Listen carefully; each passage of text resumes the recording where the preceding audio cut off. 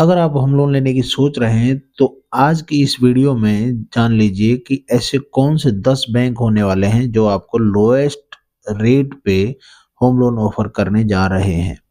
वैसे तो मैंने ये अपडेट ही आपको दिया हुआ है, लेकिन फिर भी जाकर आपसे एक बार निवेदन करूंगा कि जब भी आप होम लोन या किसी भी लोन के लिए अप्लाई करें तो आप एक बार ऑफिशियल वेबसाइट जरूर चेक करें।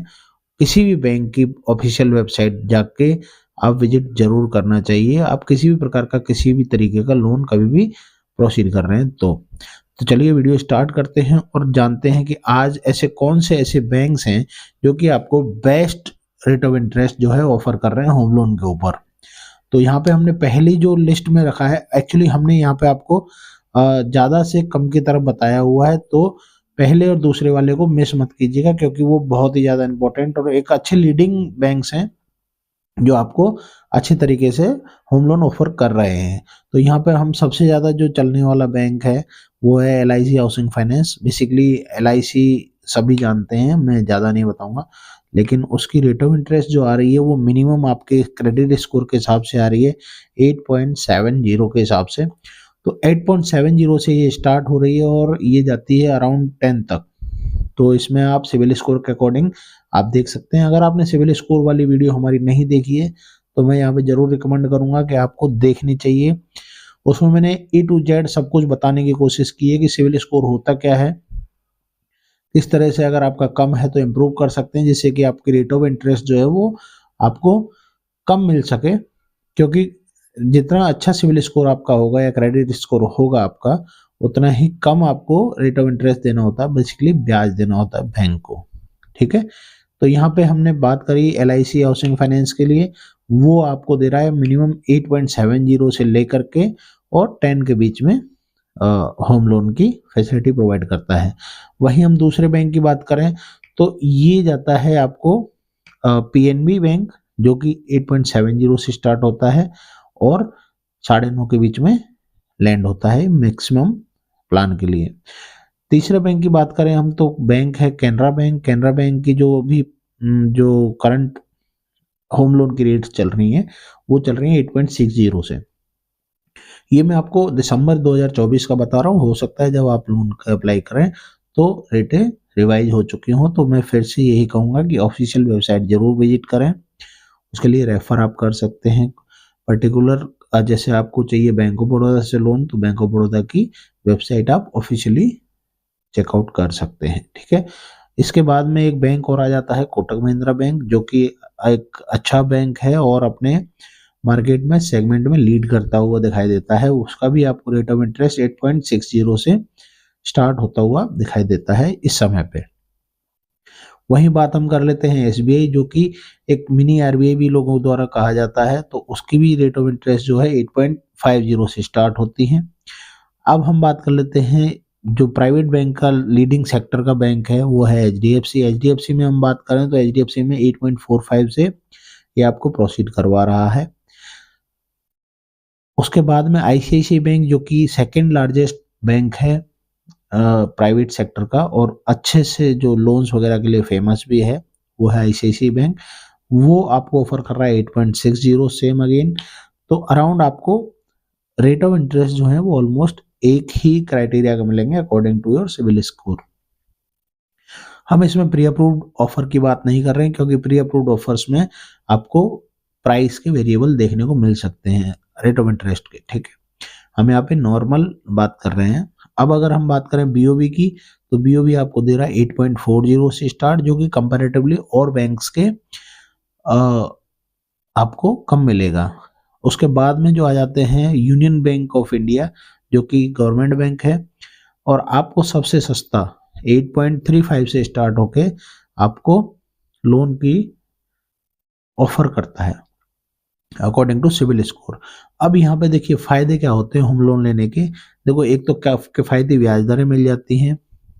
किफायती ब्याज दरों से मेरा मतलब ये है कि सबसे सस्ता लोन मिल जाता है, टैक्स में रिबेट मिल ही जाती है। अगर आपने हमारा होम लोन वीडियो वाला नहीं देखा है तो वो भी मैं आपको आई बटन पे या कमेंट बॉक्स में नीचे दे दूंगा, आप डिस्क्रिप्शन में जाकर चेक कर सकते हैं और वीडियो देख सकते हैं पूरा क्या क्या प्रोसेस होता है, किस तरह से क्या क्या रहता है। उसके बाद में टैक्स में छूट मिली गई इसमें टेन्योर जो है वो बहुत लंबा होता है, तो आपको इजीली किस्तों में चुकाने में आसानी मिलती है।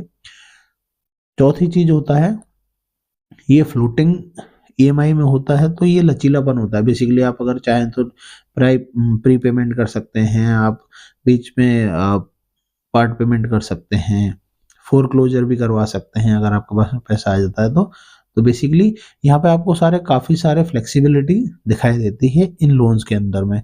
अब इसमें अगर लोन एलिजिबिलिटी की हम बात करें तो क्या क्या है, देखिए इसमें दो तीन चीजें हैं जो मैंने पिछली वीडियोस में भी बताई हैं। यहाँ पे मैं आपको थोड़ा सा एक इनको आउटरो में बता देता हूँ। एज आपकी मिनिमम 21 साल होनी चाहिए। अगर मैक्सिमम की बात करें तो अगर सैलरीड हैं आप तो 60, जो कि गवर्नमेंट ने डिसाइड कर रखा है कि रिटायरमेंट एज होता है, आप सब जानते होंगे। अगर आप सैलरीड हैं तब 60, और अगर आप बिजनेस पेशा या फिर अपने खुद के सेल्फ एम्प्लॉयड हैं तो 65। ठीक है। उसके बाद में दूसरा आ जाता है इनकम सोर्स जो है वो आपका परमानेंट होना चाहिए। ये एलिजिबिलिटी में काउंट होता है, जो कि बैंक आपको लोन देते समय देखता है। ठीक है। तीसरा होता है credit score should be 750 plus.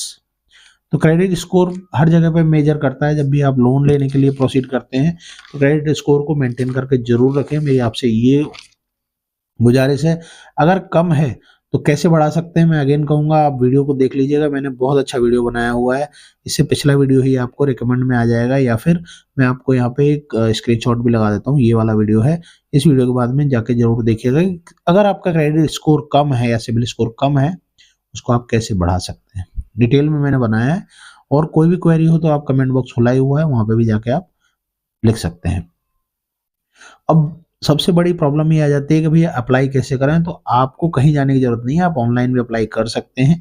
Online apply करने के लिए आपको क्या करना होगा, ऑफिशियल वेबसाइट पे जाना होगा, वहां पर अप्लाई टू होम लोन वाले बटन पर आपको क्लिक करना है। वहां पे सेक्शन दिख जाता है, आपको होम लोन डालेंगे जैसे ही उसके सेक्शन में वहां पे दिख जाएगा। उसके बाद में अपनी पूरी जानकारी भरनी है, date of birth, mobile number, PAN card, Aadhaar card, जो भी बैंक आपसे मांगता है।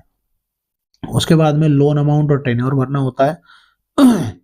आप स्टेप बाय स्टेप अगर करेंगे तो इजीली आप आराम से कर सकेंगे, और ये वेबसाइट पर, ऑफिशियल वेबसाइट पर ही आप भरें, मेरी आपसे यही गुजारिश है। उसके बाद में जो डॉक्यूमेंट्स हैं, जैसे जो भी आपको डॉक्यूमेंट रिक्वायर्ड होते हैं, जैसे आपकी केवाईसी हो गई, आपकी आईटीआर हो गई, इनकम टैक्स रिटर्न जिसे बोलते हैं 2 या 3 साल की, जो भी बैंक को रिक्वायर्ड है, 6 महीने का बैंक स्टेटमेंट हो गया, आपका इलेक्ट्रिसिटी बिल हो गया, मतलब प्रूफ ऑफ एड्रेस और प्रूफ ऑफ आइडेंटिटी, पीओआई और पीओए। तो इस तरह के डॉक्यूमेंट्स आपको अपलोड करने होते हैं। उसके बाद में फाइनल जो है सबमिशन आ जाता है। सबमिट करके इसके बाद में आप एप्लीकेशन रिव्यू के लिए बैंक के पास भेज देते हैं, बैंक उसको रिव्यू करता है और उसके बाद में आपको रिवर्ट करता है, जो भी आपकी मेल पर आ जाता है। तो ये इस तरह का एक ये प्रोसेस रहता है सब चीज़ का। आई होप ये वीडियो आपको पसंद आई होगी। अगर पसंद आई हो तो प्लीज़ लाइक जरूर कर दीजिएगा, और चैनल पर पहली बार आए तो सब्सक्राइब करना ना भूलें। धन्यवाद।